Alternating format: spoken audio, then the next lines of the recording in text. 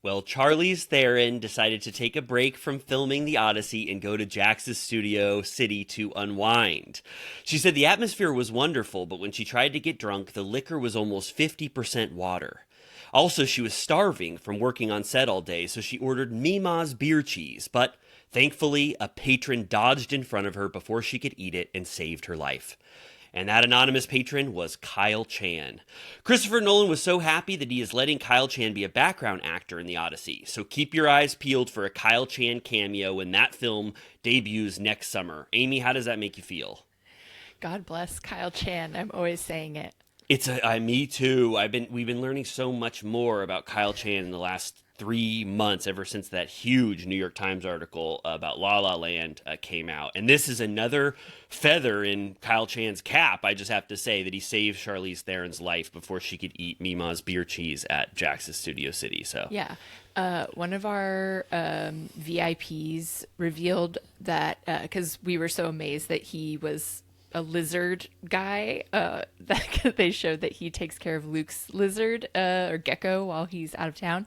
Apparently in seasons past, there was like a secrets revealed where him and Schwartz went to like a reptile convention or something like that. And I didn't remember it at all. Oh my God. I hope we get to watch that again. But that just made me think, as you were saying it, kind of to that exact same point. I was like, he must have been sort of, vital to the Schwartz era of him having a lizard, because Kyle Chan was running around with his big lizard sanctuary. And so Schwartz must have said, I'm going to do a horrible job, but I want to what Kyle Chan has. I'm just going to not do it as well as Kyle Chan, I think. Kyle must have been gravely disappointed at the outcome of that. Yeah, they never ended up saying at all what Kyle Chan probably felt like after he was kind of the entry point for Schwartz to get a big lizard. He was probably like, keep me out of that storyline. It's too sad. I think so too. Oh my God, that was so... What was it? Dog? Dog. Oh my God. I hated that. Me too, that was so bad. Well, I think that was interesting. What about that Charlize Theron story? Did you see that? I mean, I couldn't believe it. It was all over the front page of every newspaper I read. I love when Watch What Happens gets like a superstar on. Yeah. Like, I feel like it only happens every so often someone that famous is on. I didn't realize, has she been on before? I don't know. I asked Megan. I go, "Is Charlize Theron a big Bravo head?" And she goes, "Yeah, she loves it so much. I mean, obviously, to go to Jax's Studio City. I mean, Yeah. It's like." She looks amazing. Have to say it. Yeah, I didn't watch the full episode, but I watched the clips and I liked what she had to say.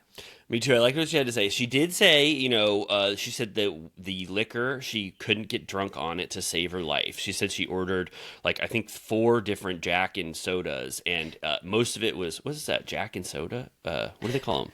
Jack and Coke? Jack and Coke, yeah. She ordered about 4 Jacks and Cokes, as they're called there, and it was pure water. She said she couldn't get drunk. And then Jax's Studio City, I still follow them. I don't know what was going on, but they said they put a big Instagram story about it, and they go, Charlize Theron is lying. They said they were actually nicer about that. They said Charlize is inaccurate, and they put a big X on it. And she goes, "We do not ever water down our liquor." And they said, in another huge thing, Mama's beer cheese is absolutely edible, and you wouldn't have died from eating it. And then they go, but Charlize is correct that the atmosphere was wonderful for those 30 minutes that she was there. So it's kind of like it was just fact checking, I guess, Charlize. Yeah. I feel like if you did a little clicker for the amount of time that people actually spend in there, it's commonly 30 minutes. Oh, yeah. On average. Yeah. Right. Yeah. On average. Yeah. Yeah. We've gone a couple times, and the atmosphere, I think Charlize got a kind of a great, she must have had a great little spot in there where it was kind of thriving, because the last few times I've been there, it's kind of been you could hear crickets and stuff creaking, but Yeah. but anyway, well, that was good that Charlize did that, and then I was really happy to hear what Kyle Chan did to save her life, and I think that I can't wait to see what ultimately ends up being Kyle Chan's appearance in The Odyssey. Oh my God. what will he play? I was thinking, I was like, there's only so many roles left that haven't been cast. And I thought, I was telling you right before, I thought that Grendel was the main antagonist in the Odyssey, but that's Beowulf. And so I really quickly searched right before this, our recording. I said, who is the villain? And it's Poseidon. And I was like, well, if that's going to be the only the role that Kyle Chan can play, I mean, I love the idea of it, but it's a huge role in the Odyssey. So is it going to be like, I haven't really thought about it. I thought of it more as like Roman, like I didn't think about it being like supernatural, but like, oh yeah, is it going to be like crazy, like oh, yeah. Aquaman? Oh yeah, no, they didn't know how to write stories back then, so it just a bunch of random shit just happens. It's all from oral storytelling, and people would be like, they remember we talked about like, being oral storytellers, and then guess who was in the water, and then they got to another town, and they're like, it was Poseidon, and everyone's just trying to one up each other for the most dramatic stakes. So it's just pure garbage. I mean, it's one of the oldest. It's obviously one of the oldest stories. You got to give it credit for that, but they didn't know how to write stuff. It's like how all. Cave drawings like look like shit. Oh, totally. Oh, yeah. It's like, you got to give them credit. It's like you were the first people that were putting a bunch of stuff on the walls, but no, it's horrible art, and it has no merit or whatever. But I'm excited to see if Christopher Nolan can kind of make something out of that Huge story. undertaking. Yeah. It has John Leguizamo, Charlize Theron, Tom Holland. And then I think, I don't know, I really have not heard who is cast as Poseidon, or if they're not even going to make it Poseidon and try to like do Switch it up. Yeah, switch it up. But speaking of, this is not relevant at all, but speaking of Tom Holland, who's in the Odyssey, there might be a big, huge role coming up for Tom Holland once Denis Villeneuve gets his hands on that James Bond franchise. Whispers are running around Hollywood right now that Tom Holland, who is a British actor, you've never heard him speak in that accent before, he's British, he might pop into the famous James Bond suit and play that role for a couple movies. No. Well, really, why not? Never. Why not? Why don't you like him for that? He's not the vibe. He's like a pipsqueak. I think that you might not know, you might not realize if he gets a new sort of energy in there, and he's starting to speak with his British accent, and it's not the Denis vibe though. Like Denis will bring like a darkness to it that I don't think Tom Holland matches. I don't know. I was starting to think, it's like, who do we have as an option for James Bond? I really kind of liked the idea of Tom Holland running around as James Bond. I really do like Tom Holland. I think he's a good actor. I liked him in the Spider-Man trilogy. I thought he was pretty fun in that. He's obviously not playing a James Bond-esque figure in that. But I just think once you hear him in his British accent and you see him in a suit and you give him a kind of one of those James Bond type what are they called? Weapons? I guess toys. I guess James Bond sort of famously has a gun. But once you see that kind of stuff on him, I imagine that he might just slip into that role. I mean, I feel like it needs to be a surprise the way Daniel Craig was. Like he was plucked from obscurity and it worked, but no one would have thought it was someone like him. Yeah, I bet though if we were right now, I mean, I don't know if Tom Holland has to audition or if he just like gets a meal with Denis somewhere at Chateau Marmont and kind of just says like, this is what I would do. But I bet I seriously bet if you heard the da da da da da da, and then all of a sudden that thing that James Bond does where it goes on that lens and it starts to narrow down, and you saw Tom Holland and he pointed a little gun at you, and he pointed, and he said Bond. It might be more irreverent, I guess, which maybe we don't like. We wouldn't like want old that. Bond no was like goofier. Yeah, I don't know. People are also saying that one guy, I forget his name. No, not. He's always like in a movie, and I never really liked him a lot. What was that movie that had? Oh my god! Oh, I'll look it up after. I'll remember it at some point. I don't know his name at all. He played Kraken or Craven. Aaron Taylor Johnson. Yeah. I'm like, I never really liked this guy. He was just in a movie that I just saw. 28 Years Later. Yeah, he was in 28 Years. Yeah. He was in Nosferatu. I was like, oh, who's that guy who's just pure shit?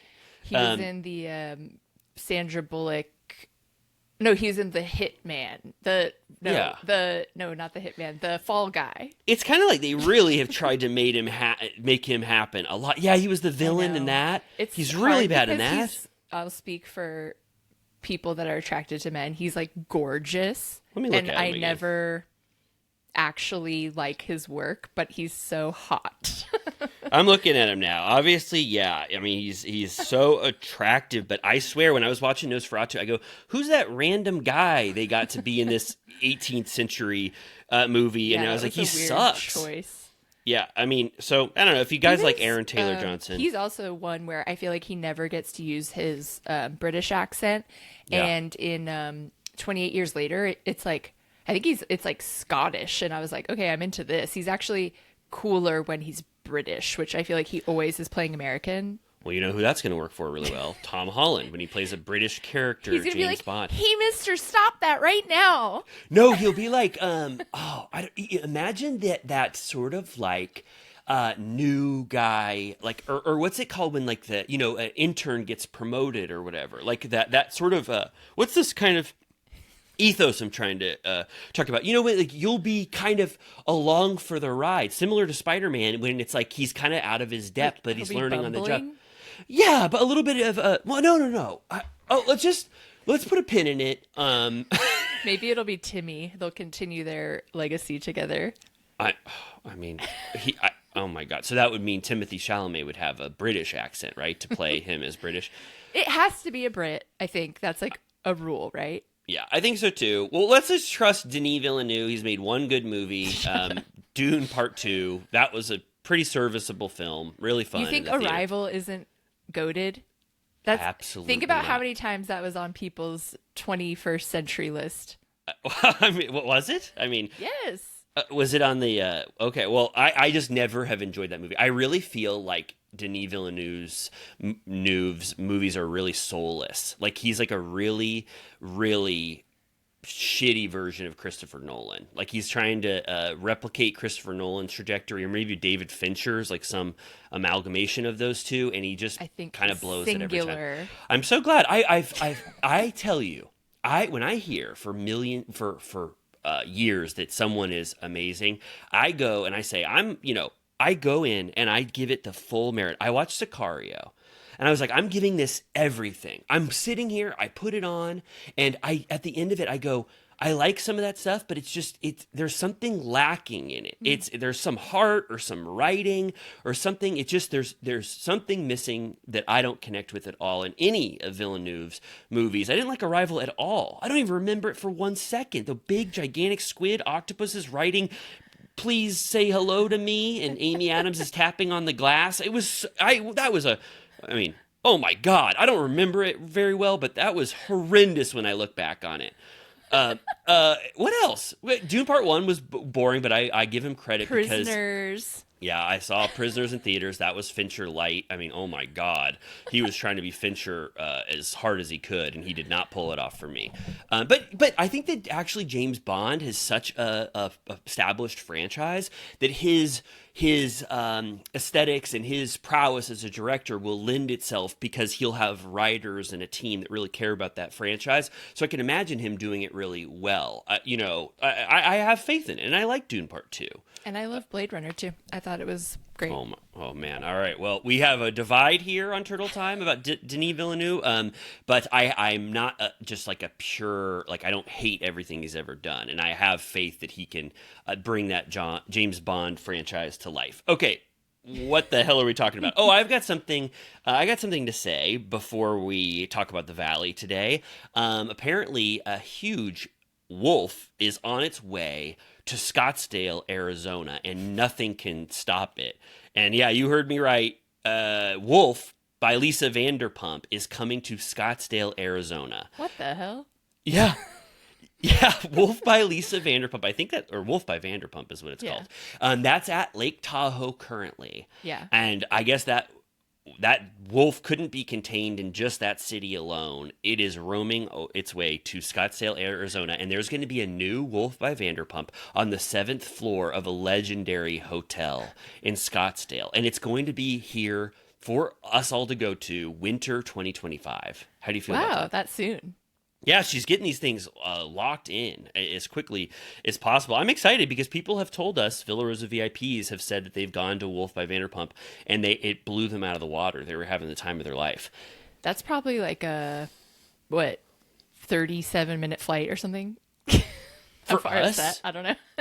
yeah, like an hour and 20 or something. I think that she's really hit the nail on the head of all of these sort of destination cities. Scottsdale is obviously a huge one now. It's sort of a bachelor and bachelorette Is it? town. Yeah, oh yeah, oh yeah, it's one of the biggest.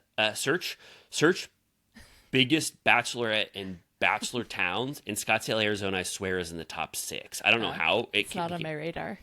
Oh, you got to see it. Oh, you got to see it. I grew up going to summers in Scottsdale. My dad Really? lived there. Yeah, it's Hot. kind of like hot as hell. 116. I remember when I'd go there in the summer. No.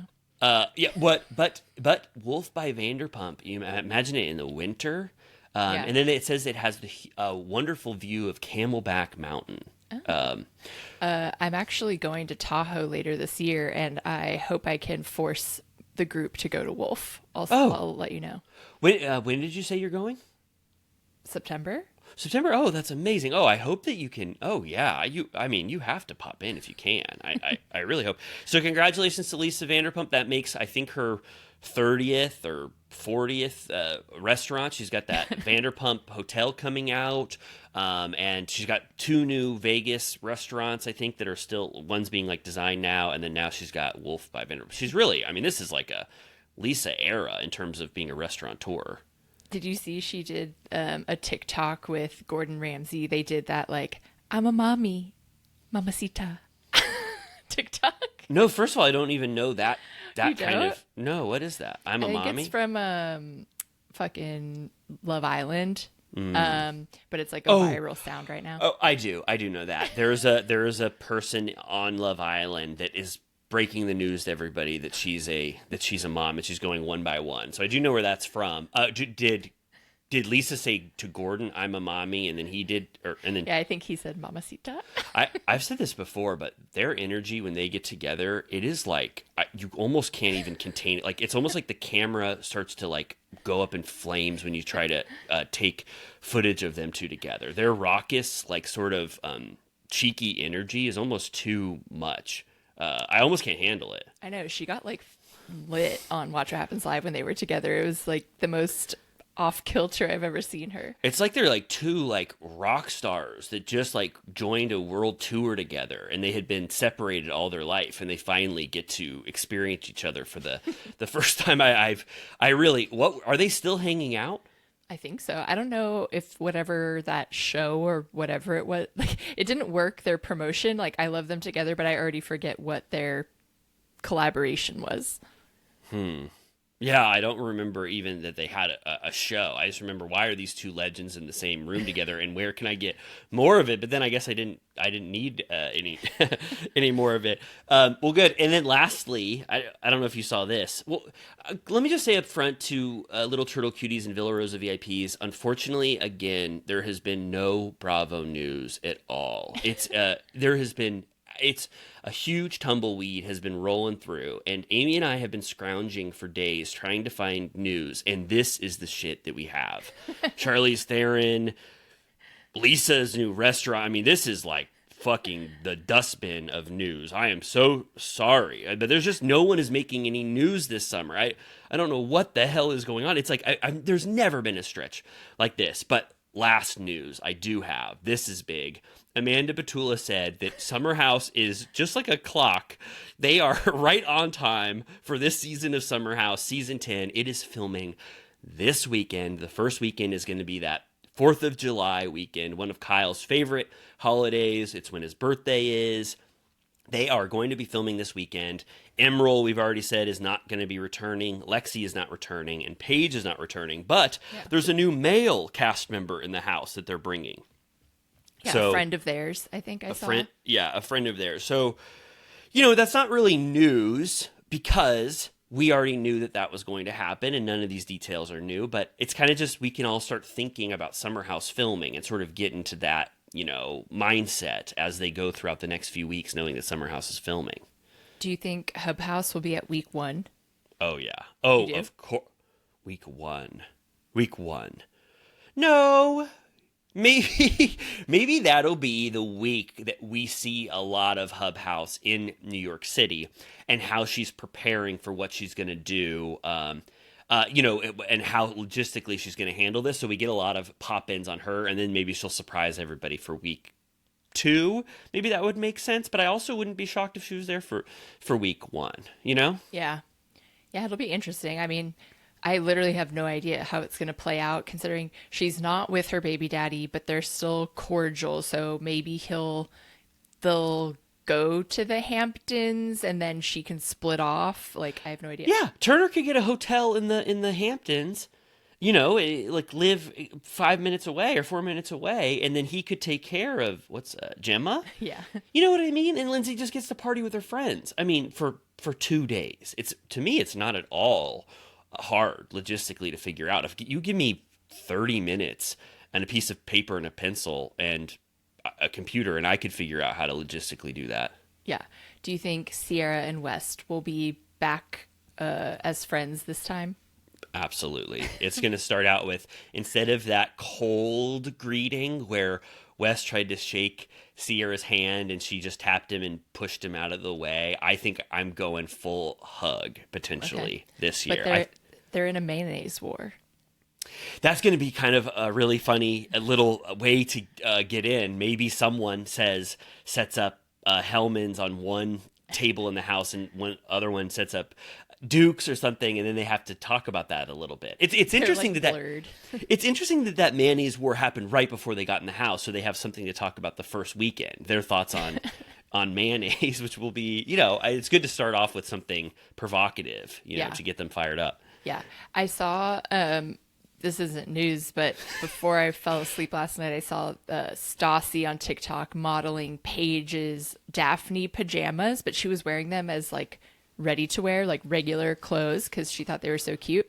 And I have to say, they were cute, like they were attractive, but they had ties down the side, like it was like open on, like it was like almost like a bib, like front and back with ties on the side.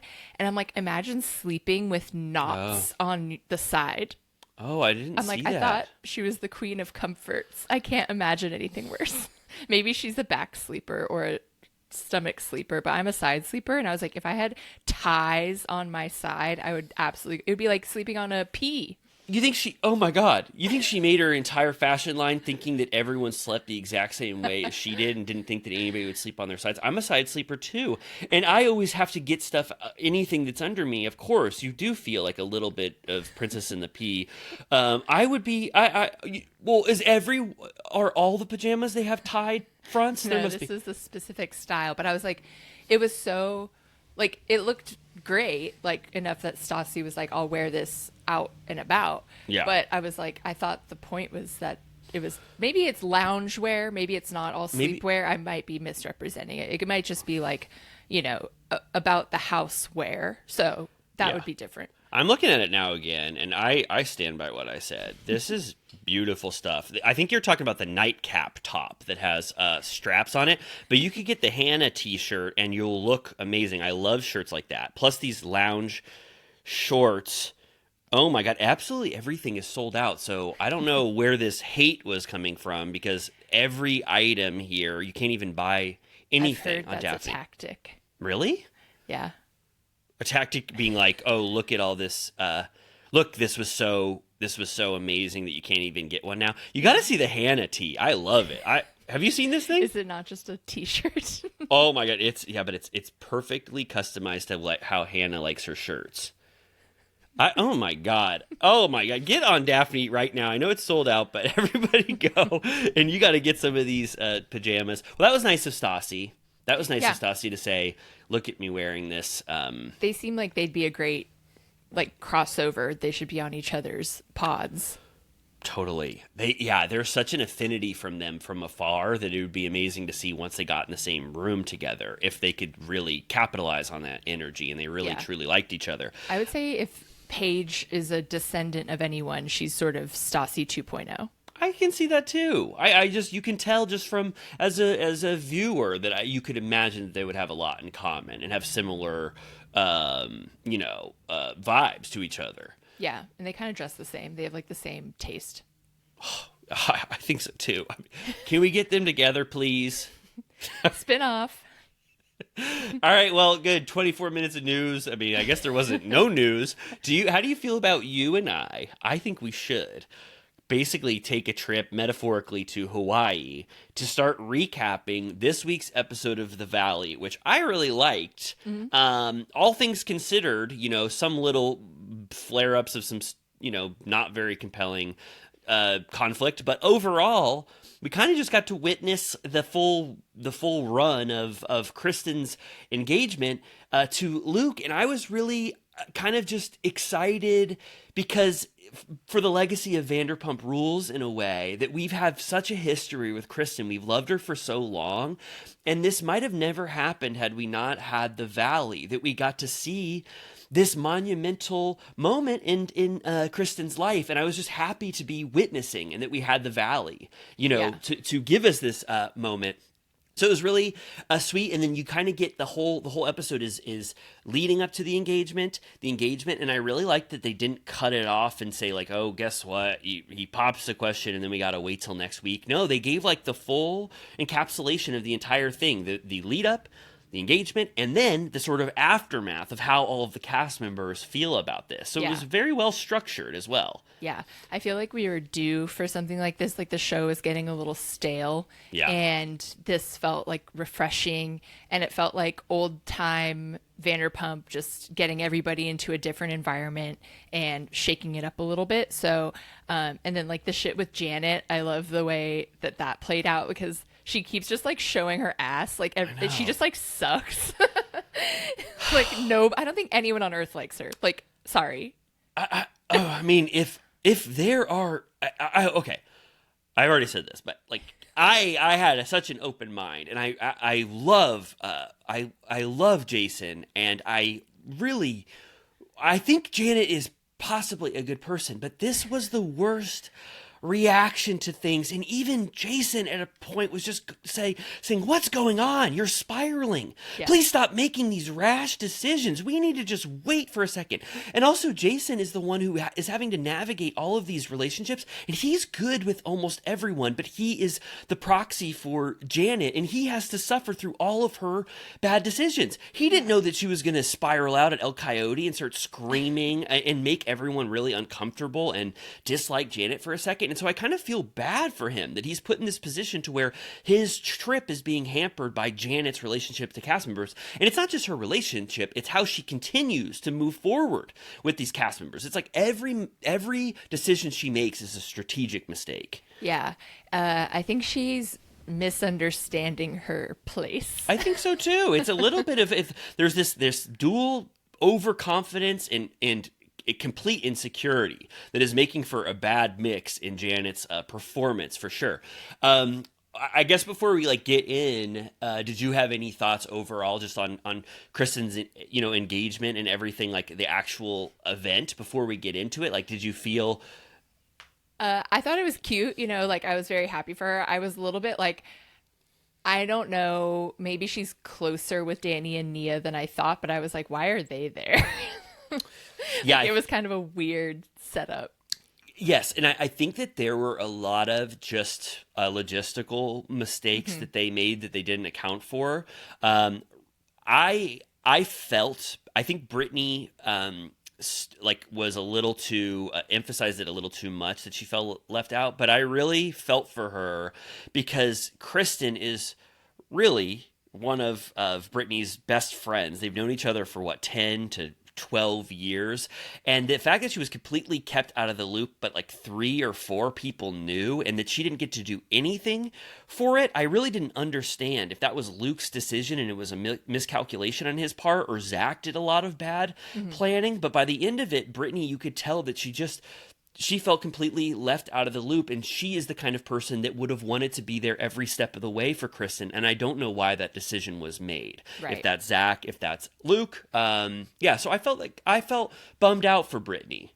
Yeah, it was just weird that they based it around. I guess it was because they were trying to pretend that it was Danny and Nia's trip, which we said before is totally unnecessary because it was just a cast trip. It like doesn't matter, but yeah. Yeah, and I got one major grudge to say up front before we start recapping it. I liked the structure, I liked this episode, but what the hell was going on with how they structured that Luke meltdown? We'll get into that. It made no sense. Yeah, let's start talking because it's right at the front anyway. Okay, so we were left off at that dinner where they were just about to go to dinner. We got the tease of Jesse confronting Aaron about if they ever cheated, him and Michelle, before the end, but we don't get to that yet. Yeah. We just get this kind of, no offense, not very eventful dinner with the entire cast. Nothing really happens the entire time. Yeah, they imply like Luke and Kristen come to dinner late because he's like stressed out about his grandma, so they're like dealing with that. Brittany says that her nanny, what is it, Zuli? Yeah, Zuli. Stays with Cruz the whole trip, and then Jax is just going to come visit. She's like basically never been on vacation without him the whole time we've seen her for 10 years. And we'll get to Jax's visit later. They show that. And then they show that Kristen is still pissed off at Janet and that she says she's a shitty person and she needs to own up to stirring up shit. And so she hates her. So that is established. Yeah, and Nia's saying, I got an apology from Janet, and Kristen's kind of like, what the hell? Why wouldn't I get an apology? You were screaming at me at El Coyote. So Janet's decision to only apologize to Nia and Kristen kind of leads to her downfall for the rest of the episode, that she didn't even try to patch up even minimally her relationship with Kristen there at the table. Yeah. Okay, and then is this when Jason like kind of does a little whisper over to Aaron. He goes, how are things with Jesse? And Aaron says, it's not great. He kind of has this childish, unwell behavior. And Jason goes, I thought he was doing much, much better. One of the best, exes you could ever have. I've heard, a lot of good stories about him. And Michelle goes, what the fuck are you talking about? He's even worse than ever. It's much worse. And Aaron says, you don't even know the kind of things that he has done to us. So alluding to some, awful behavior behind the scenes. Yeah. Which I'm like, well, I would like to hear. I mean, I guess the big thing is the grandma thing. But so then Jesse asks Aaron to stay back after dinner. Every time they cut to Aaron, his eyes are like completely like a total shock. Like you're like, ah! Yeah. I wanted to say that the way his eyes are, no offense. I think he was shocked to be pulled to this little meeting one-on-one, but in the teaser or whatever for this, it makes it seem like he's so scared because he's finally going to have to admit that he did cheat on Michelle, so it looks like he's got caught in the act, like, oh my God, I have to admit it. But, that is not what ends up happening. He's just kind of, I don't know, moderately alarmed. I see a lot of Ramona's memes, like Ramona coming down the runway and then him. Okay, so Jesse's first sticking point is that he was so pissed that Aaron posted a photo with Isabella on Father's Day. Like, what a great day. Love this little girl, whatever.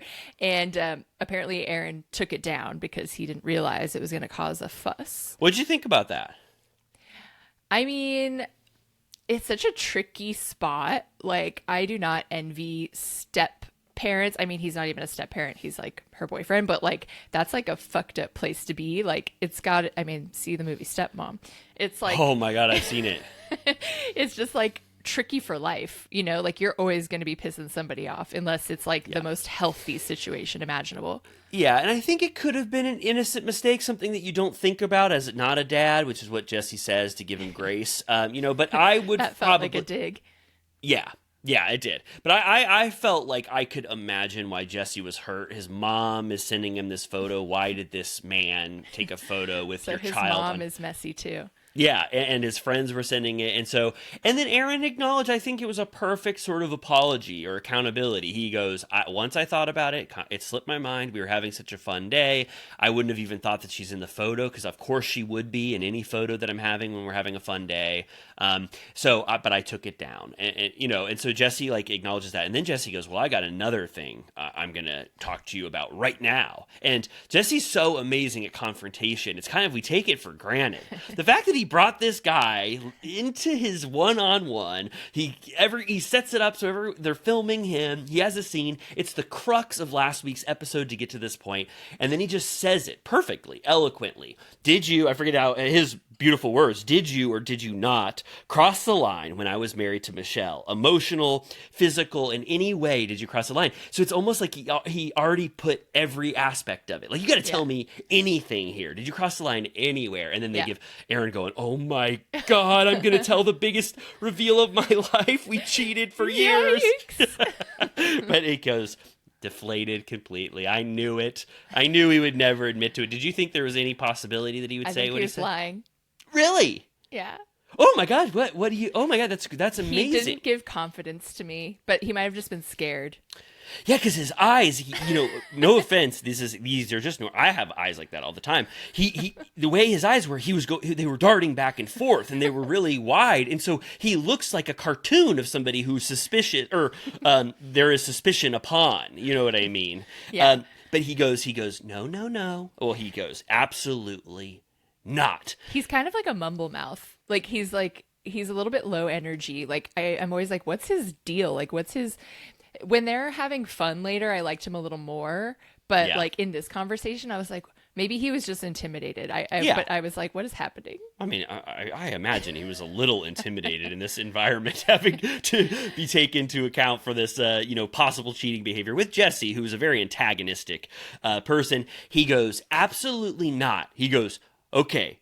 You heard about the coffee date at Blackwood Coffee. That was just us having a coffee meeting, which I was like, what's a coffee meeting? What was that? Did that mean? That's to your point that maybe what are you talking about? And then he felt like he had to account for every suspicious activity. He goes, and then yes, of course, the one time when I was selling honey by the side of Runyon and I asked her, please come to my honey pop-up and get some honey. And that explains, of course, why you had that startup honey in your kitchen. And, so he was covering his bases there. Yeah, he's like, we texted here and there. And Jesse immediately in his confessional is like, that's bullshit. I don't buy it for a second. But yeah, I guess they're just saying they were friends. They kept bumping into each other across town over and over again and then immediately started dating. Yeah, because Jesse says 2 weeks, which, we'll need the fact check on that. But it was obviously, it was probably quick enough to where no one would debate that. And yeah, where is the line? This is a line I think about a lot in my own life and my friends' lives.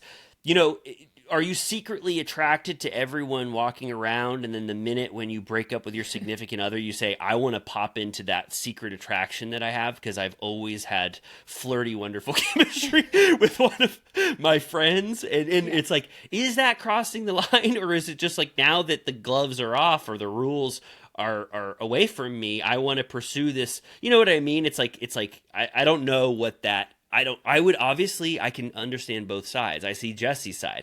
You were obviously harboring feelings for this honey man, and you wanted to date him immediately. Yeah, she was like, pour some honey on me. Totally. Oh my God, you can almost imagine them in that Scorpion music video, if that's the band Scorpion. I don't even know. But I guess a line crossed when you immediately start dating someone that was even outside of your friend group, or that you had even texted in the past, because it means that there was some intention there. Let us know. Villa Rosa VIPs or Little Turtle Cuties, have you ever gotten divorced or broken up with a significant other and then immediately ran to someone that you had flirty chemistry with and a secret attraction to? Let us know. Yeah. I mean, that's kind of like what Brittany did with Julian, too. Like, just somebody nearby that you're like, sure. She was like, I was sexually attracted to him, but I would have never acted on those impulses. I just thought he was a handsome, person. And now that I'm no longer in a relationship, that's the person I want to have sex with as soon as possible. Yeah. It sounds like Jesse keeps harboring on the fact that it was while she was still living in their house. So I'm like, I guess you guys should have moved out immediately because that made it messy. But he's also just being annoying. But yeah, and you also just, I have to, I need everything that Jesse says and Michelle says to be validated through some third party, because who knows? Like, Michelle could have been like, yeah, I slept in your bed one time or whatever. Like, who knows? And it wasn't 2 weeks. But either way, I think that what Jesse says at the end of this, to close this little one-on-one out, was pretty, showing growth. He goes, I think we all need to move past this. He goes, Michelle triggers me like no other. You gotta believe.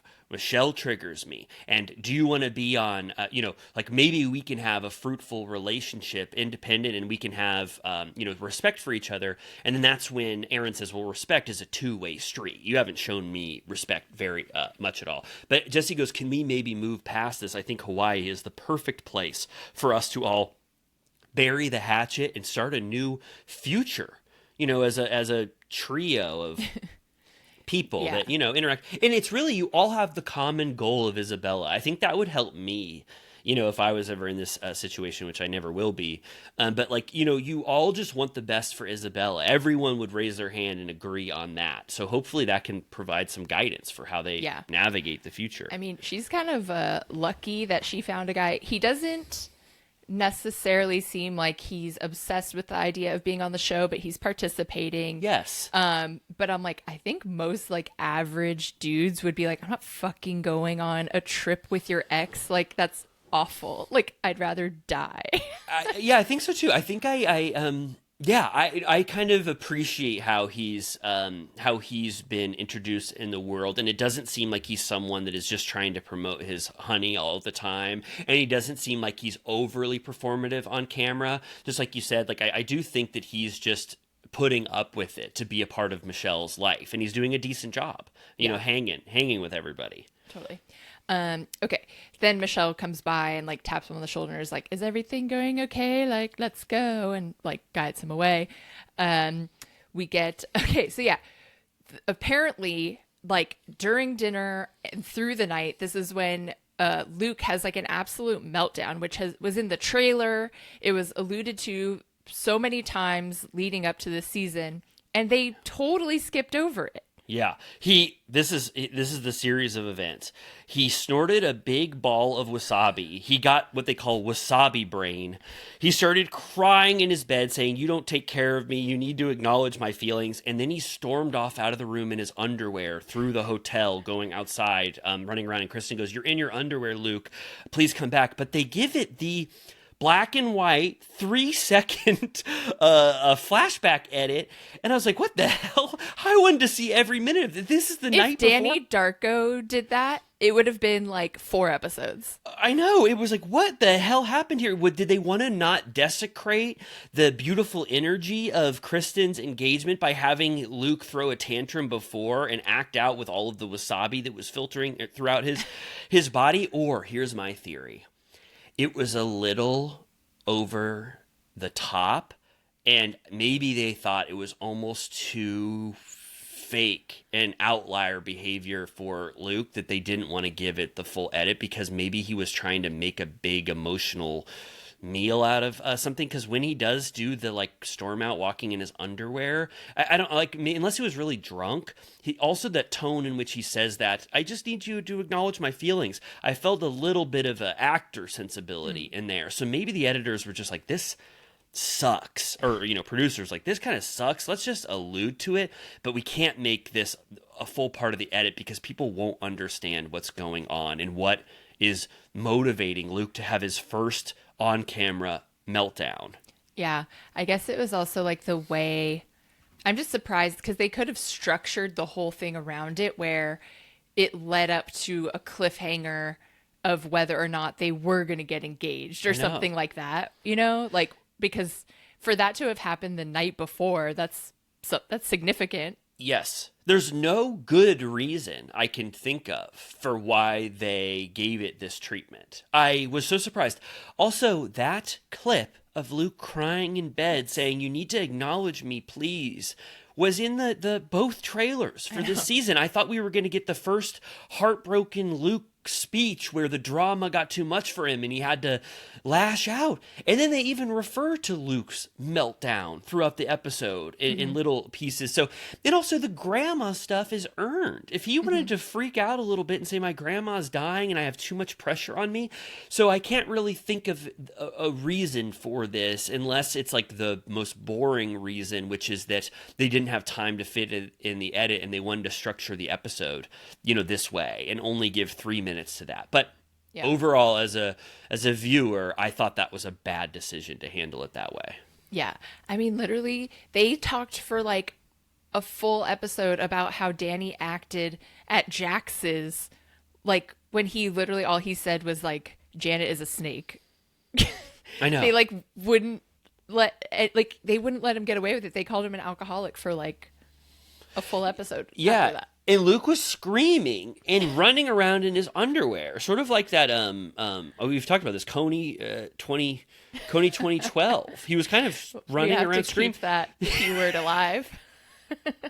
He was kind of running around screaming in his underwear at the hotel, similar to, I guess it was Coney 2012. So I didn't understand that. And then also what happens after that? This is Danny and Nia talking about that, but they're also, they're kind of just popping into the rooms the next morning for everyone to say their feelings. Janet is in her room and she tells everyone that she hasn't talked to Kristen since El Coyote, which again doesn't bode well for how Janet should be acting when this wonderful thing happens in Kristen's life. And then they also show a flashback, which I couldn't believe they didn't include, which kind of gives more evidence to Janet's side of things. When Aaron gets introduced at Dave & Buster's, Kristen goes, Jenna Willis, right? Really well, right? And so it does add more fodder for Janet saying that Kristen is trying to bring Jenna into the mix to provide more drama for Michelle about Jenna and Aaron's past. And I was like, cutting that makes Janet look like she's not referring to anything in the universe. And now that we have that flashback, Kristen is more a part of the Jenna story than we previously thought. Right. Yes. Okay. Then we get Zach is pissed. He's sad that he has to give up the presidential suite. Okay. I'm still confused about this. Where is Jesse? Because later when finally they do switch the rooms, he says to Kristen and Luke that I'm still going to need to use your shower. So is there like an attached, I don't understand. Either do I. I have a lot of questions. Luke didn't know that they were going to do this presidential suite handoff because in the last week's episode, he goes, why couldn't I get the suite? And then in his confessional. But then Zach says, Luke knew the entire time that we were going to do this handoff. And I think that maybe Zach realized at a certain point halfway through that he should do the right thing and it doesn't matter if it was going to spoil the secret to give them the presidential suite. But I think that was a last minute decision.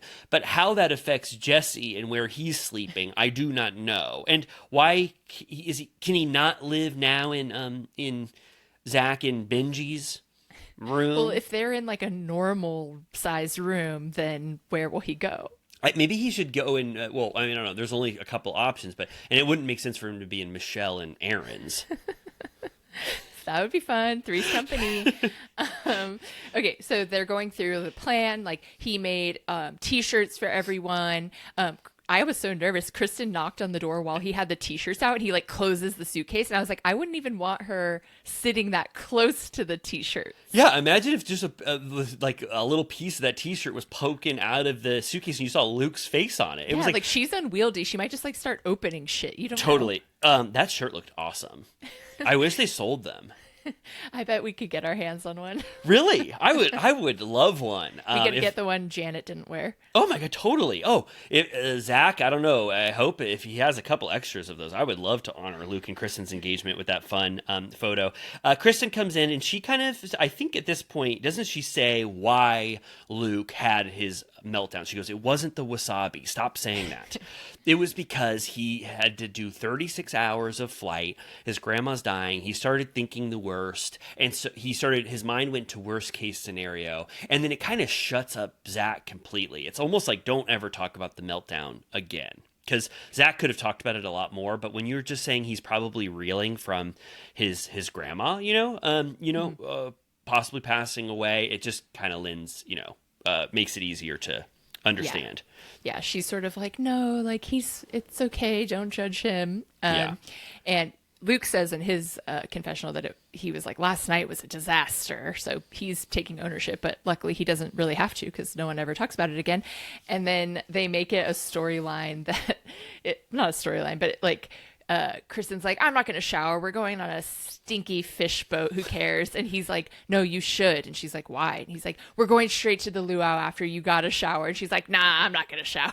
Yeah, and he goes, no, everybody's been showering. He goes, Nia's showering, Danny's showering. I really think you should shower. And she goes, no, we're going on a boat with a bunch of fish guts. I'm not showering. And Luke, he goes, I never thought I'd have to be on shower patrol for Kristen on this trip. But she is dead fast that she is not showering for the entire trip in Hawaii. So she's a famously vegetarian. So, she was disgusted by the idea of going on a fishing boat, which is a kind of strange place to propose to her when she hates. Remember on every time on Vanderpump, whenever anyone's eating anything, she's like, ugh.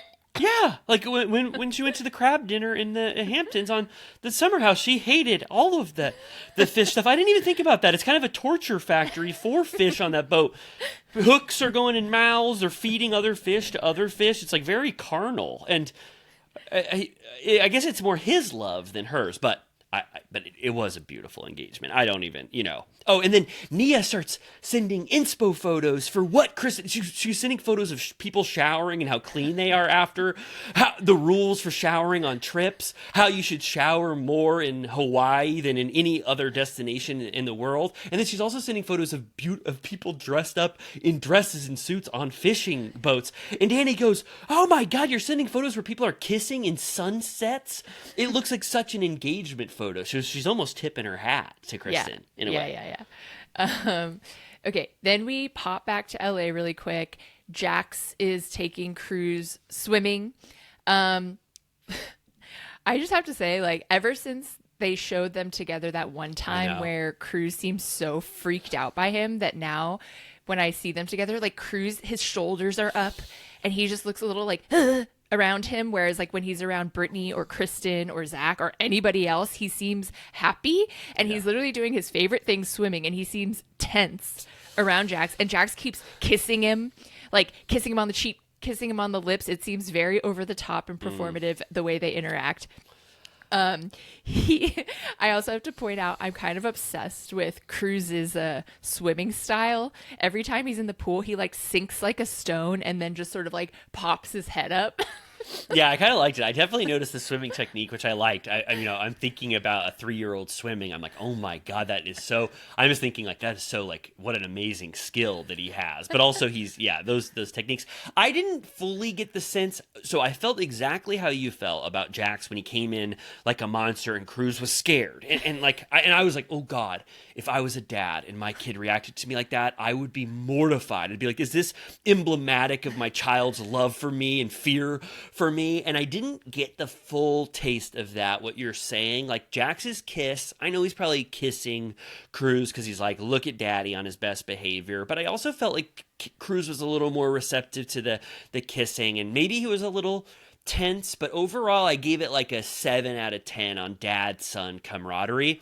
But I'm sure a lot of people will feel how you did. So, Yeah, I just feel like the way he talks about him really always feels like it's his get out of jail free card, where he's like, he's my son, he's my everything, all I care about is my child. Yes. It just feels creepy and too much. It's very likely that he does use Cruz as a way to get empathy, and it's kind of his last empathy bringer, for anyone to just say that it's all about my son and everything. I just thought that this was I personally was a little happier that Cruz seemed more receptive to his dad. I mean, if it was another scene where Cruz was running away from the pool and he didn't want to swim and Jax was like, get back here, Cruz, you're making me look bad on camera, I would have been like, oh my God, this is so fucked up.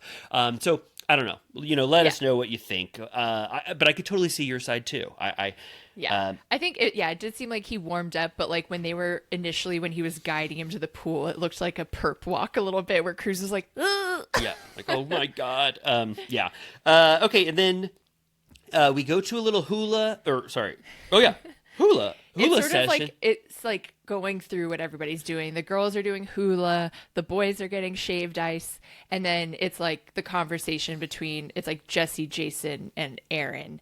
I liked this way of doing those random dumb. Well, sorry, not dumb. Random events on a trip that they just have to throw in, like flamingo brunch and like crab brunch. Or this was just kind of like, this is what they're doing, but we don't have to sit there in that hula class for 15 minutes with all of the cast members and they're like accidentally toppling over. Instead, it was just a little slice of life of what the cast are doing before we get to the shaved ice for the boys. I was watching that Dallas Cowboys cheerleader thing, and they go to the Bahamas as like a bonding trip, and they do flamingo yoga. And I'm like, is that just like a standard in the Bahamas that like all the hotels offer flamingo activities? I think so. I mean, it must be one of the 5 things that people think that they should do on one of these trips. Yeah, I mean, the amount of flamingo yoga we've seen is more than anyone ever sees in their life. Like, enough. Yeah, and then yes, I feel the same way. I mean, I don't think I ever need to see it again. Okay, then Aaron and Jesse and Jason are kind of like a new crew now. It's a little tense, but it's kind of like, hey, we're the Shaved Ice Boys. Aaron asks a question to Jesse. He goes, "When was the last?" It's kind of sweet. He goes, "When was the last time you played hockey?" I'm sure that's a wonderful, wistful memory. And Jesse goes, "Do you really want to go there?" And Jason goes, "Oh my God." And Aaron goes, "What? Why? What the hell was that?" Response to my question. And he goes, "Because I got a huge concussion the last time I was playing hockey in 2016. And when I took myself to Cedars-Sinai, I called Michelle because she was the one person I wanted as my emergency contact, and we had just been broken up. And then I realized when I was concussed that I wanted her by my side. So you, Aaron, just pulled out a memory of my strong love for Michelle, and you didn't know it." And Aaron goes, "Wow, what a story." He's like, "All right." Like, Jesus. But they're getting along fine. Yes. Aaron takes it in stride. They're kind of laughing about it. I was like, all right. I think Jesse's drunk. He's like always drunk. Yeah, I think he's a little drunk. And then this is when they kind of talk about the Michelle and Jesse relationship. Jesse jokes that they're still technically married, kind of pushing the buttons a little bit, Yeah. but Jesse pushes the buttons with anyone. He would tell jokes like that to Jason. He'd be like, "Were you flirting with my wife or my ex-wife, Jason?" Like, he's a mean-spirited guy sometimes. And then Jax calls these boys. Jesse puts on a big snorkel, and then Aaron gets behind to kind of peek and be a part of the FaceTime too, which I thought was really sweet. Yeah. Aaron could have just stayed there or whatever, but he wanted to be a part of their FaceTime. And Jesse goes, "I'm hanging out with my old best friend and my new best friend, Aaron, behind me." And I liked, that. But he starts to say, I don't even remember what he says, but it starts to get a little sour, like the way he's joking, and you're like, all right, relax. He goes, "He sucks back there. He is being a little mean." But I was proud of Aaron. Aaron got pretty Aaron. It seems like Aaron wanted to take that note that Jesse said of let's move forward together. And they're having this fun thing. And as they talk to Jax, it's just kind of like Jax. They go, "We miss you, buddy." And Jax goes, "I'm having a lot of fun with my son." And that's it. Yeah. Okay. So we go to the boat. It's just Kristen, Luke, Danny, and Nia. They're like arranging the plan. Like, all right, when I say I need to go get my backpack, like make sure she doesn't follow me or whatever. So they're like dealing with the logistics. They hype up. I felt like they did a good job hyping up Kristen being unruly or like untamable, because she's immediately saying like, because Nia's like, it's all about the photos. Like, let's take photos this whole time. Like, get ready to be cute in photos. And Kristen's like, I'm sweating like a pig. I've never felt this like fugly in my life. Like, I hate this shit. I hate taking pictures. Yeah, everything. I really loved how this was filmed. I felt like we got everything like in real time, like every minute, and I got to see all of like the decisions that had to be made, and all the scrambling energy and all the nervous energy. Like they really captured every moment of this thing about how hard it was to pull off in a way, even though it's a pretty low level. You know, there's only like a couple things they have to do, but like almost everything goes wrong because the premise is hard to get Kristen on board with. She sits on his bag for about 5 minutes when Luke needs to go there. You know, at the time, she's like taking forever to do her makeup, sitting on his backpack. He's like, when she gets up and goes that way, I'll go this way. And then she's like, have you seen my sunglasses? And then she goes back in, and then she's like, now I have to pee. And it's like, no. Yeah, and then it's a good ruse. Danny and Nia go to the front of the boat. I mean, we're there, right? We're basically at there. Danny and Nia go to the front of the boat, and they go take our photos. We have 3 minutes of the most perfect sunset you could ever have. So take our photos, and then Danny and Nia really milk it. They start doing big kisses, make out, kiss on the cheek, Nia goes on Danny's shoulders for a period of time. I was like, okay, wait, this is a ruse. You guys don't need these photos actually. And then Luke goes, it's our time. Luke was able to get the ring, and then they go to the perfect spot. Luke goes, stand here. Wait, no, stand here. And you know, obviously Kristen would never know what he's doing, but you could see all the nervous, awkward energy of him trying to get her in the right spot. And then Danny goes, look out at that pod of dolphins out there. They're right there. And Kristen is the perfect person to want to look at dolphins for a really long time. If this was anybody else, I would have given up after 3 seconds. I'd have been, I don't see them. But Kristen waits there for she was locked in. She was like really trying to find them. And Danny was doing good. He was going, no, look to the left of that mountain. No, there where the water is crashing. That's there. And she goes, where? I really want to see these. And Luke goes, Kristen, your ass looks amazing from down here. And then he goes, Kristen, he starts to do his tee up on his knee. We've had a lot of amazing adventures, and she like still hasn't looked back. And it's like, I'd be like, what the fuck are you talking about? And I think does he actually like force her to, does he say like, all right. He goes, honey, sorry, there are no dolphins, my love. Look towards me. And then he goes, will you be the catch of my lifetime? And Kristen goes, what the fuck? Oh my God, sorry to say fuck, but oh my God, is this really happening? And her shock is amazing, because I thought possibly once they were sending, you know, sunset photos to her and the crew that was left on the boat with her, all these things, I thought that maybe she wouldn't have known, but would have known, but she seems pretty shocked. Yeah. Right? Like, I mean, I didn't think for 1 second that she was being performative or overselling it, that she didn't know. I loved her reaction. It felt real. Yeah. Unfortunately, I feel like his grandma stuff really overshadowed, made no one suspect anything different, you know? Yeah. Because otherwise you'd be like, what's wrong with you? I think you're right. And then we get that like bliss or euphoria that comes after the shock, and Kristen just doesn't know what to think. She's still like talking about it. He's like, I'm so nervous. He like puts the ring on the wrong hand for a second, and they're just, it's a perfect moment. I mean, really, it's a very good proposal. I mean, on the scale of the proposals I've seen, you know, it's it was thoughtful. It had a good ruse. It's not up there with Schwartz's, you know, stealing the ring box from that unsuspecting couple, but it's very good, especially for Luke, who's not a very romantic person, to like pull this off. I was proud of it.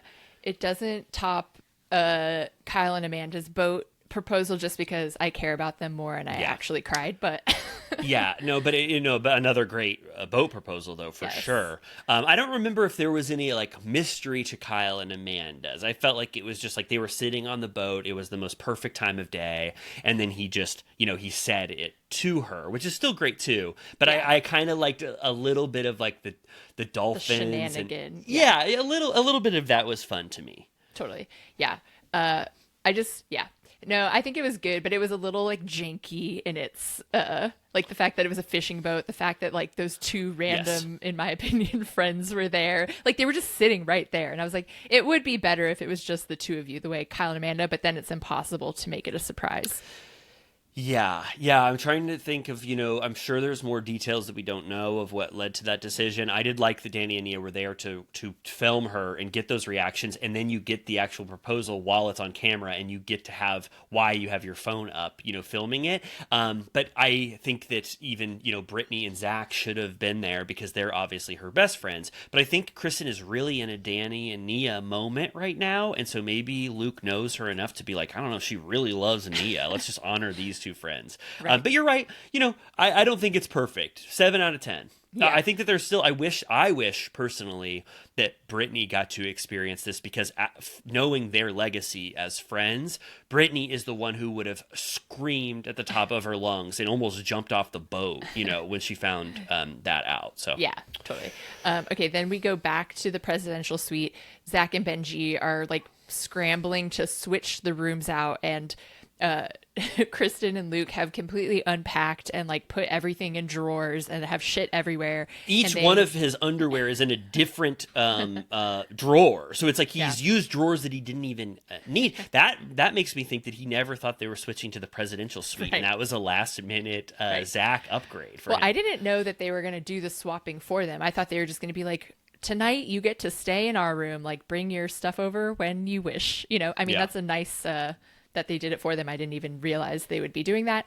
But I can relate. I'm someone that I obsessively unpack. Like the second I get anywhere, I put everything out of my suitcase. It makes me feel like I've arrived. Oh my God, I'm the opposite. I don't even take stuff out of my bag. I grab shorts from the bag and then never really even unpack once. I'm completely different. Yeah. I also the second I get home from the airport, I unpack and put shit in the laundry because I just don't like it sitting there. You're kind of like Ramona, except you would never ask one of the staff members to help you unpack. Exactly. But Ramona loves to unpack to sort of get herself. Yeah, I guess Zach should have called the concierge and had someone come do it for them. I think so. I don't go on long trips, so that might be the difference. I just go on these shitty one-day overnight trips, so I don't ever feel like I'm going to be there for a long, a long time. So why even unpack my bags? But maybe that's a psychological thing that I should. Put both feet out, or what do you say? Yeah, you're ready to run out the door at any minute. Oh my God, I got some fight or flight response that I need to work out where I don't feel safe. Okay, yeah. we'll think about that. And then Jesse, I kind of loved this. It's too. Like him being a nut in it's like the good side of his mania. Yeah, it was awesome. They're picking up Jesse's underwear off the floor, and then right when he's got Jesse's underwear in his hand, Jesse walks in the room, and Zach realizes now, okay, I have to explain what's going on to Jesse. And then I love Jesse's real reaction. Yeah. He goes, "No way. Are you fucking kidding? Oh my God." Loves it. Yeah, and I don't know. I mean, I thought it was genuine. I thought he reacted very well and sweetly, and then he goes, how can we get 500 white petals and 500 hibiscus petals here immediately? And even Zach is taken aback. He goes, this guy's going to get 1,000 flower petals. We weren't even going to do that. That's kind of above and beyond. We need 500 white roses and 1,000 hibiscus petals. And I think Zach is thinking Jesus Christ, at the Maui Hyatt, that's going to be $10,000. What are you talking about? Yeah, it's going to be him. And he says, I thought this guy was broke, and he's going to put it on his credit card. And then we find out they dip into the other cast members' hotels, and Jasmine is saying, I think I know what's going on here. We're in total engagement territory, just given how no one is texting, no one invited me on the boat. There's a lot of people that aren't answering questions properly. So a lot of people figure it out, except Brittany. It was sad that Brittany was because Zach kept saying it wouldn't make sense. Nobody else would have wanted to go fishing, and Brittany's I was obsessed at the idea of going fishing. I asked every minute if I could go fishing. I love fishing. Yeah, so it was just very Zach, I think, just made a bad decision there about Brittany because she could have been on the boat. It could have worked out with her. So I don't know when it. And then I don't know when it went into that decision, but then he has to tell her, and she has that reaction. She's like, oh, it's like kind of, a bummer to learn after the fact that this all happened and you weren't a part of it. Yeah. And he goes, I'm sorry, I'm embarrassed to tell you this. It just didn't make sense. It was also so sad because he goes, all right, you're going to be mad at me, but I have a surprise. And she goes, is Jax here? And you can tell that she very much thinks that's a possibility. Like, she's like, are you fucking kidding me? And he was like, no. It's like, I would never tell you that was a surprise, and I would never do that to you. And then he has to give her the news. And that's when she says, I feel left out. I mean, Kristen's one of my best friends, and I've known her for, however long, 10 years, and I wish I could have been a part of it. Exactly what you were saying, too. And, like, why did Danny and Nia get the invite over me or her true friends? It was almost just, like, truly because no one would suspect, because they're kind of like, they'd be like, all right, go with them. I don't care. Yeah, it's like nothing's going to happen on that boat if it's just Danny and Nia over there. And then Jason heard this call. I mean, I've never seen him like this. Mr. Eavesdropper. Oh, my God. He goes, I just had my glass up to the door with my ear on it while Brittany was in the toilet. And guess what I just found out? And then he tells Michelle and Jason. And Michelle gives a very sweet reaction.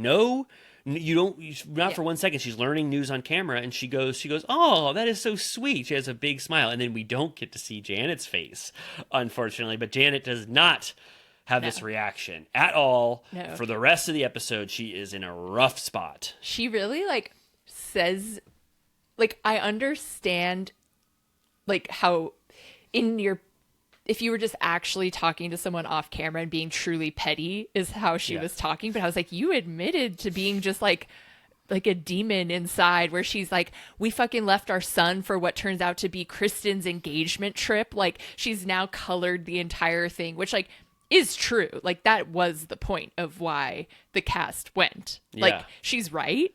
But you kind of keep that to yourself as a demonic inner thought, I think.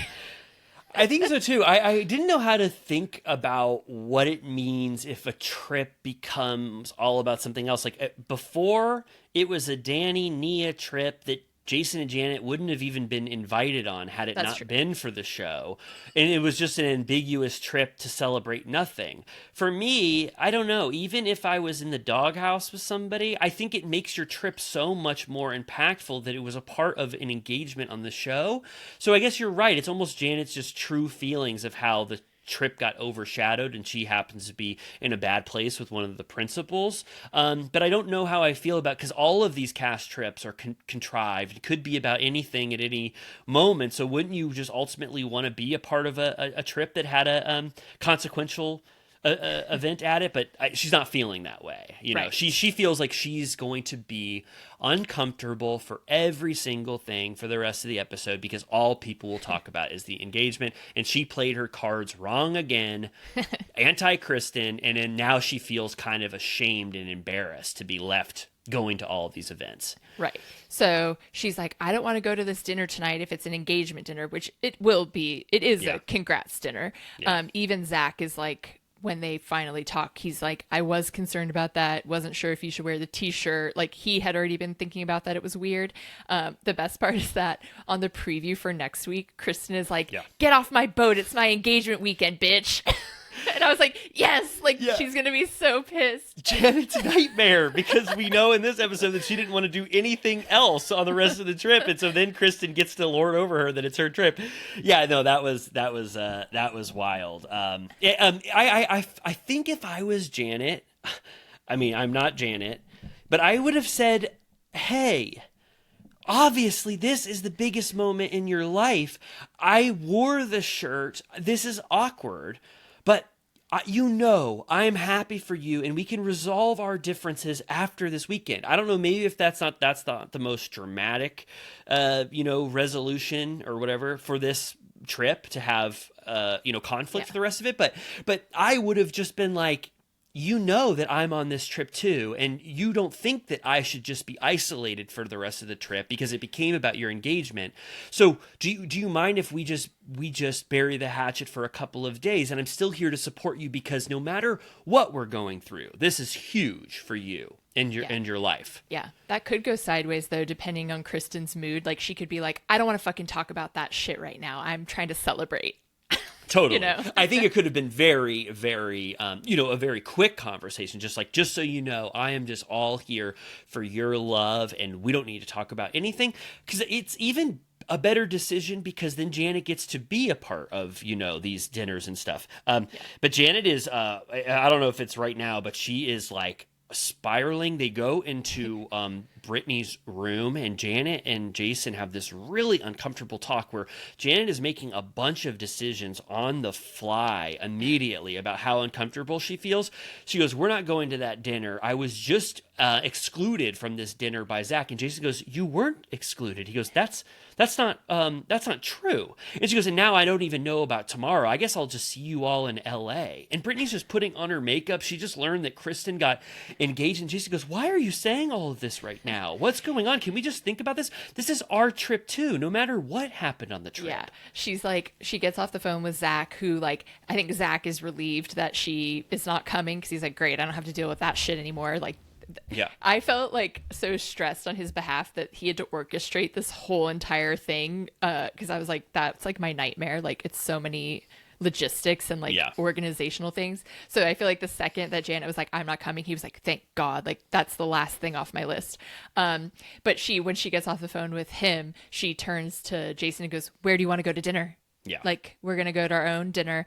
And she's like, "I'm not going tomorrow. Like, I'm not dealing with that shit." And he's like, "What?" Like, he's like, "Why do you keep saying that it's their trip?" He's like, "I took work off. Like, we're here. It's our trip." Yeah. Like, and she's like, "This is bullshit."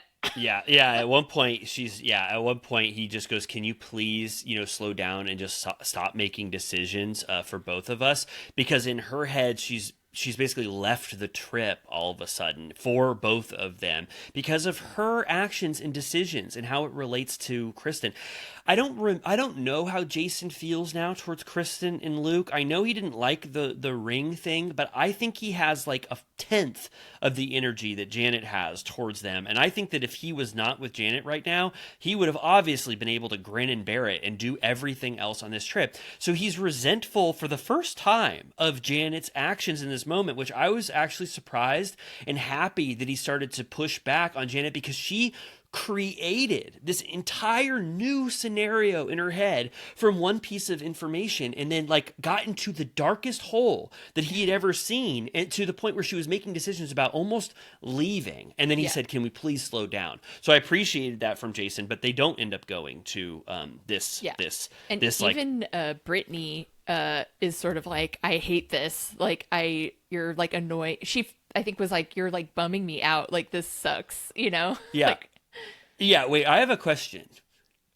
Do they, because we know the end of this episode, and hopefully people have watched the Valley. Do they go to the room first and then they go down to that thing? And so that's what Janet and Jason are. And we haven't seen that dinner that they're planning yet. That's going to be in next week's episode, right? Because I was like, I thought the only event they were going to go was to that room where they were celebrating and drinking champagne. Yeah. But then ultimately he's going to lead them down to this. There's the like beachside hors d'oeuvres bar setup that's outside. Yeah. Okay, and then that's what they're setting up now. Zach and Benji are running around. They've got these big cubes that say letters in them, which I think they're going to put on top of each other, and it's going to say congrats or something. There's the bar. They don't want balloons because it's too windy in Hawaii.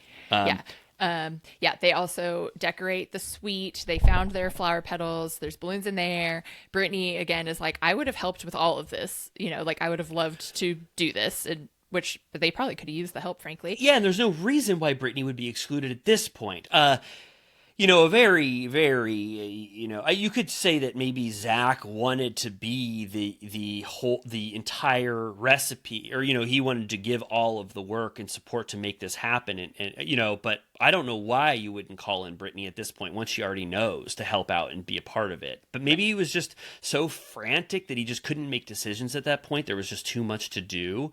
But Brittany, again, talks about how left out she feels and how she wishes she could have done even one thing to make this happen. Yeah. So the whole group, minus Jason and Janet, put on their custom t-shirts. Luke and Kristen and Nia and Danny come back from the boat, and enter the suite. They do a little surprise. Luke says, please don't like share this on social media because we haven't told anyone in our family yet. Which I'm like, that would be a good drama if someone is like, remember when Ramona posted after Luann got out of rehab, like them cheersing?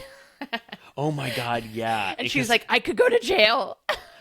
Oh my God, because Luann was drinking right after. Yeah, she's like, in all sincerity, I didn't realize. Yeah. Oh my God. Yeah. So then they're kind of, I liked this moment too. It felt really sweet. When they came back and there was just people cheering for them. It's like, not only are you in the bliss of becoming engaged, but then you get, that reaction from all your friends that are there. They're wearing shirts with your name on it. They cheers with champagne, and then there's even more, for them later after this. So it's really nice. They all pulled it off, Zach and Nia and Luke especially. I felt like Kristen got the engagement that she deserved, and she's so happy in the confessional when she's talking about it. She's like, I knew he was the one. Our relationship and dynamic is so amazing, and I'm just so happy right now. And it's great. I mean, I feel like I was in a completely different place about how I viewed Kristen and Luke. And I know that there's still a lot of stuff that they need to work out, but I do think that they both have a real love for each other, and they complement each other in a unique way. And now it seems like he now feels like LA is more home, and he has these friends and stuff that was one of the hurdles they had to overcome. And that might not be such a hurdle, in the future for them. So I'm proud of them both. And it's sweet knowing that she'll be pregnant imminently. Like she doesn't know yet that she has that to look forward to, which is sweet. Yeah, it's great. So that's it. The episode ends, and then we get a little preview. Like you said, Janet does go on this boat. I guess that's the next night, or that's the I don't know. That's a continuation of this night, and she does decide to go. But that's when Kristen said, "This is my engagement boat, bitch. Get the hell off of it." Which Janet's worst nightmare. And then anything else that happens? There's Jax is stressed about the divorce, and he's like, "Can we put a pin in it?" He's like, "I don't want to deal with this right now." Yeah, and Schwartz goes, "That's a horrible decision. You can't put a pin in your divorce." So that episode looks good. Maybe we're in for an amazing, last stretch of the Valley. But overall, I'm just so glad that this spinoff exists because it delivered the true promise that it said it would, which is that we get the continuation of Kristen, Jax, and Brittany's story, and whatever else is going on with the cast, those stories for those cast members are amazing. They make the show. What's going on with Kristen, Jax, and Brittany for sure. And then, in Zach, we've got to know Zach now, and he's an amazing cast member as well. So this was the perfect encapsulation of why the Valley is great for episodes like this for me. Yeah, enjoyed it. I wonder, do you think Hawaii will just be one more episode? Yeah, I think so. If we're giving it the 3-episode treatment, I think they'll come back, and then if it's a traditional arc of a season, we'll have maybe 1 episode, left, or 2 episodes left after, where they deal with the fallout, from the trip. Yeah. So great, yeah, wonderful episode. How did we do Turtle Time wise on the Turtle Time official report card? I think we hit all the marks. Yeah, I'll just go over them. News segment up top, 24 minutes of news. I'd give us, check on that one. It was definitely accomplished. And then recapping one episode of The Valley, we did that as well. And I think it was an okay recap. So I think we fulfilled the Turtle Time mission, wouldn't you say? I think so. Great. This show is free, but, I think we gave it to them. The show is free, but we hope one of the Turtle Time missions is also to make you at least smile once, or even let out a little chortle.